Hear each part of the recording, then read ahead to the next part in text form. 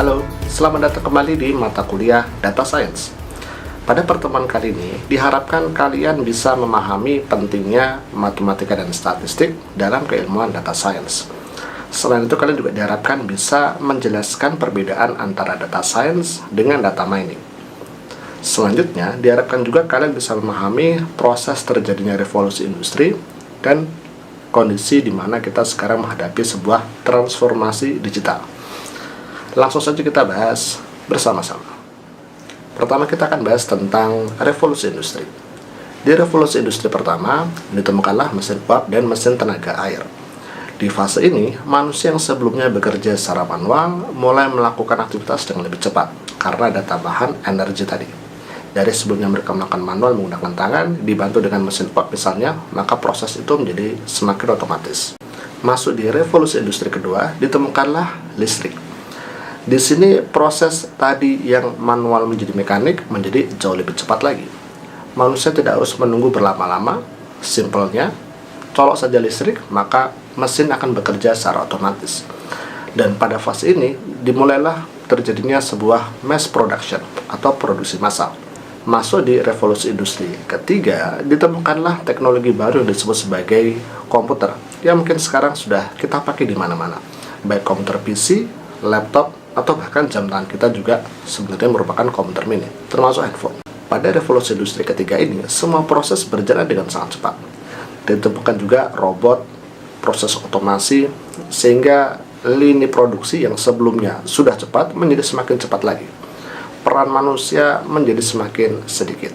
Nah, sekarang kita memasuki fase revolusi industri keempat. Di fase ini, ditemukanlah teknologi baru yang disebut sebagai kecerdasan buatan, machine learning, kemudian lebih banyak lagi penerapan tentang IoT atau Internet of Things, sebuah konsep di mana alat satu dengan yang lain bisa saling berkomunikasi. Kemudian mulai banyaknya teknologi berbasis cloud, sehingga semua interaksi tadi membuat proses menjadi semakin otomatis. Peran manusia sudah sangat sedikit. Pada revolusi industri keempat ini, singkatnya, maka semua proses berjalan secara otomatis. Satu alat dengan alat lain bisa saling berkomunikasi, dan manusia hanya menjadi bagian sebagai pengawas saja. Semua keputusan dilakukan menggunakan AI atau kecerdasan buatan. Nah, pada fase ini, maka tentu akan bermunculan banyak sekali data-data yang diproduksi. Ke depan, diperlukan banyak sekali orang-orang yang mampu mengolah data yang sangat banyak ini menjadi sebuah insights, dan dalam pengambilan keputusan menjadi sebuah proses yang otomatis. Sekarang kita bahas perbedaan antara data science dengan data mining. Pada data mining, ruang lingkupnya lebih kecil. Di data mining kita mencari pattern atau pola dari data yang kita olah. Kedepannya, dari data ini dan pola yang ditemukan, kita berharap bisa melakukan prediksi ke depan. Sementara data science, ruang lingkupnya lebih besar.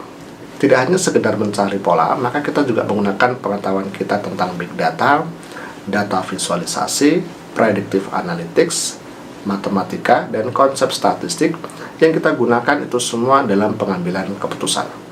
Diharapkan dari semua knowledge itu, kita bisa mendapatkan jawaban yang tepat dari permasalahan yang dihadapi. Selanjutnya kita akan bahas tentang sejarah data science itu sendiri. Teman-teman bisa melihat alur cerita pada gambar berikut.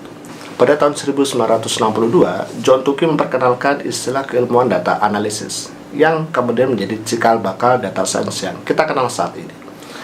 Kemudian pada tahun 1972, Peter Nor mengusulkan data science sebagai istilah lain untuk computer science. Berlanjut ke 1989, ada istilah KDD, Knowledge Discovery in Databases. Nah, ini merupakan istilah yang sudah banyak dikenal oleh mereka-mereka yang berkecimpung di dunia database. Pada tahun 90-an, pertama kali istilah data mining muncul di komunitas database.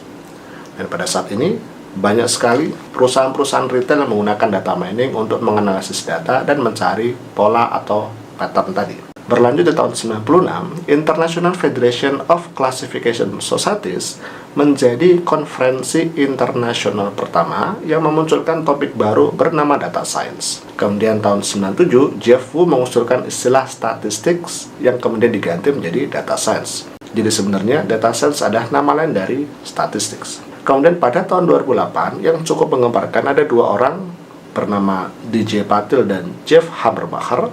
Mereka mengklaim dirinya sebagai data scientist pertama kali. Nah, ditambah tahun 2012 Harvard Business Review menyebut data scientist sebagai salah satu job yang paling seksi di abad ke-21. Nah, perbedaan antara data mining dan data science bisa dilihat jelas melalui tabel berikut. Singkatnya bisa saya sampaikan bahwa data mining adalah bagian dari data science. Pada data mining, kita fokus menggunakan teknik yang kita sebut sebagai machine learning. Sementara di data science adalah multidisiplin, kita menggunakan data mining itu sendiri, matematika, statistik, ilmu sosial, ilmu manajemen, yang pada intinya gabungan dari semua multidisiplin tadi kita gunakan untuk memecahkan masalah yang dihadapi. Dalam kaitannya dengan timeline atau deret waktu, maka kita bisa membagi analisis menjadi dua bagian. Yang pertama adalah kita mengolah data masa lalu, yang kemudian bagian kedua adalah kita mengolah data untuk memprediksi ke depan. Jika misalnya kita mengolah data di masa lalu, merekap data, mencari kesimpulan dari apa yang sudah terjadi. Sebagai contoh misalnya, kita merekap hasil penjualan di tahun lalu, kita merekap performa dari perusahaan di tahun lalu, biasanya ditampilkan dalam bentuk reports, visuals, atau KPIs atau Key Performance Indicators. Bentuknya berupa visual-visual yang menjadi ringkasan dari semua yang sudah terjadi di masa lalu. Nah, topik di bidang ini orang sering menyebutnya dengan istilah Business Intelligence atau Data Analytics. Profesinya bisa disebut sebagai BI Analyst, BI Consultant, atau Data Analyst. Tools yang bisa kita gunakan seperti Power BI, Tableau, Python, dan banyak tools-toolsan yang mendukung. Di bagian ini, kita bisa menjawab berbagai permasalahan. Seperti misalnya kita bisa mengetahui dari tren penjualan di masa lalu, kita bisa tahu barangkali ada pengaruh harga di situ. Kita juga bisa melihat tren dari data di masa lalu, marketing seperti apa yang akan berhasil untuk bisa memenangkan persaingan di dunia industri kali ini. Sementara ketika nanti kita mengolah data untuk bisa melakukan prediksi ke depan, nah itu adalah peranan penting dari data science. Kita tidak hanya sekedar menggunakan data di masa lalu, tapi kita bisa menggunakan data itu untuk kita gali patternnya yang menggunakan teknik data mining, yang kita gabungkan dengan pengetahuan kita tentang permasalahan yang kita hadapi. Ada beberapa teknik data mining atau machine learning yang akan kita gunakan juga di mata kuliah kali ini. Seperti beberapa istilah yang kita sebut sebagai regresi, klasifikasi, clustering, dan masih banyak lagi. Tools yang bisa kita gunakan untuk menyelesaikan permasalahan prediksi ke depan, kita bisa gunakan bahasa pemrograman seperti Python, R, dan bahasa pemrograman lain. Dan dalam kuliah kali ini kita akan menggunakan software Orange, sebuah software yang berbasiskan kepada Python. Dengan Orange kita juga masih bisa mengintegrasikan data kita dan model yang dihasilkan dengan bahasa pemrograman Python. Di data science, maka bahan baku yang paling penting adalah data. Namanya juga data science, ilmu tentang data. Jadi pastikan kita memiliki data yang akan diolah. Dalam konteks data science, maka data yang bisa diolah adalah data digital. Apa itu data digital? Mudahnya adalah data yang bisa dibaca oleh komputer yang kita miliki. Sebagai contoh misalnya ada seorang tenaga di bagian finance ya, yang mencatatkan semua catatan pengeluaran dan pemasukan perusahaan dalam sebuah logbook atau buku besar ledger. Jika buku besar itu bersifat hard copy di sebuah buku yang real, maka kita harus mengkonversinya ke dalam sebuah data digital. Kita mengkonversinya ke dalam format Excel misalnya. Data-data yang berbentuk digital seperti ini dibagi menjadi dua jenis. Yang pertama adalah data tradisional, yang kedua adalah big data.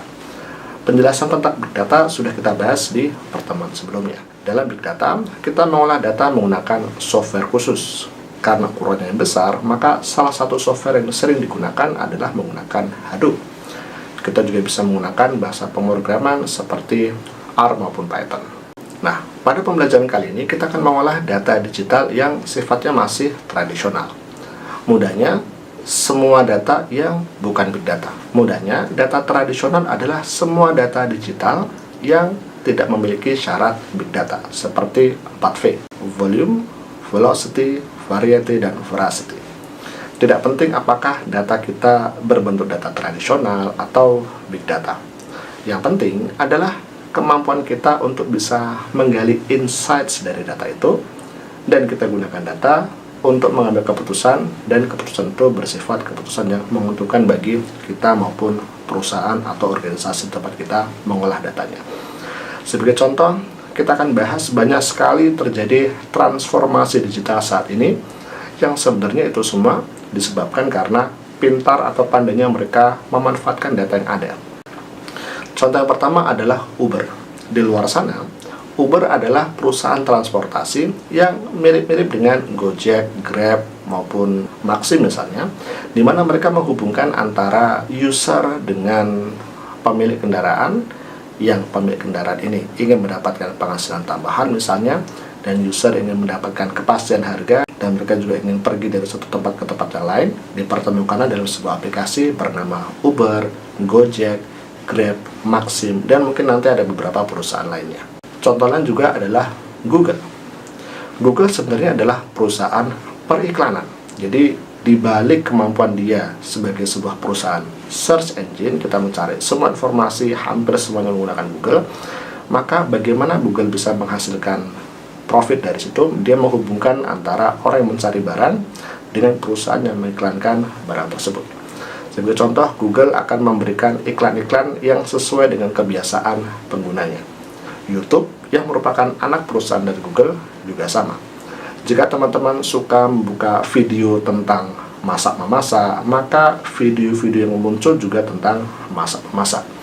Dan dari situ, YouTube yang merupakan anak perusahaan dari Google akan memberikan iklan-iklan yang sesuai dengan karakteristik kita. Jika kita masak, barangkali iklannya adalah iklan tentang peralatan memasak, bumbu, atau topik-topik lain yang sesuai dengan kebiasaan kita. Alibaba mirip dengan marketplace.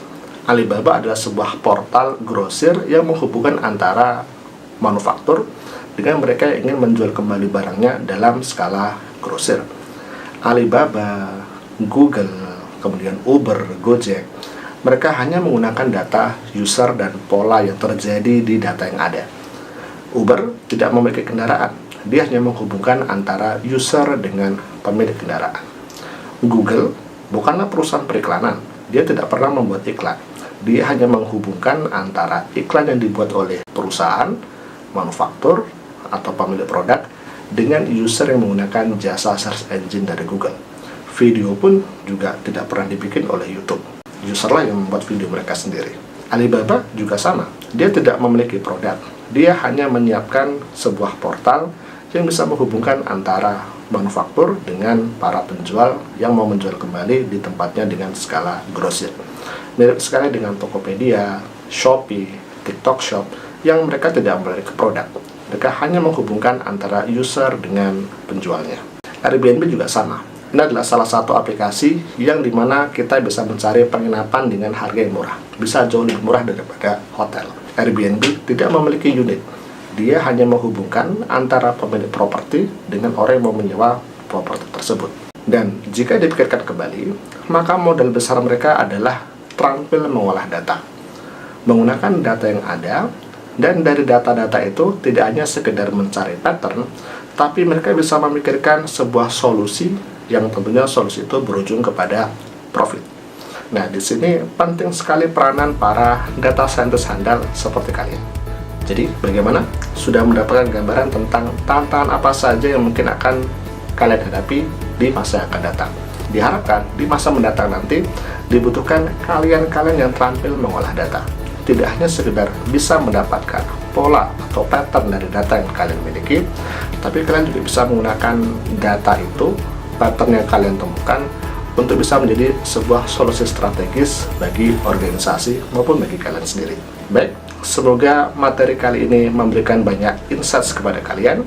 Kita akan bertemu lagi di pertemuan-pertemuan selanjutnya yang tidak kalah seru. Sampai jumpa lagi. Assalamualaikum warahmatullahi wabarakatuh.